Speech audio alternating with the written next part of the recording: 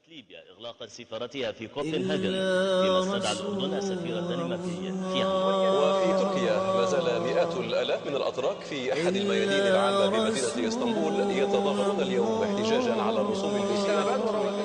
إنه سب واستهزاء بالنبي صلى الله عليه وسلم وممن من دولة حقيرة تسمى الدنمارك. لم تسلم حتى أمعار من سخريتهم. إلا رسول الله، إلا رسول الله، إلا رسول الله،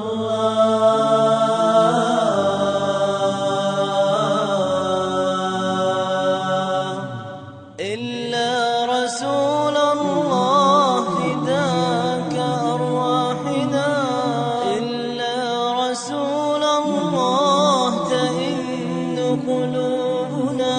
صلى عليك الله يا نور الهدى، حنت لك الأحجار واشتاق الثرى.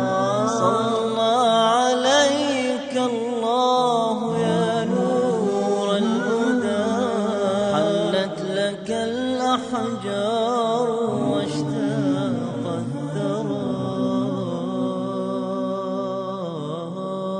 إلا رسول أفلا يستحون وهم يصورون بتلك المناظر الخالية من الحياة؟ قاتلهم الله، قاتلهم الله أنى يؤفكون. كلا ولا أرضى يشاك بشوكة، شلت يد الرسام وبات في سقري. يا حسرتاه على العباد ألم يروا أن الأمين يهان في كل الصور. ويل لما اقترفت يداه وويله، فاليوم تلعنه الليالي والشجر.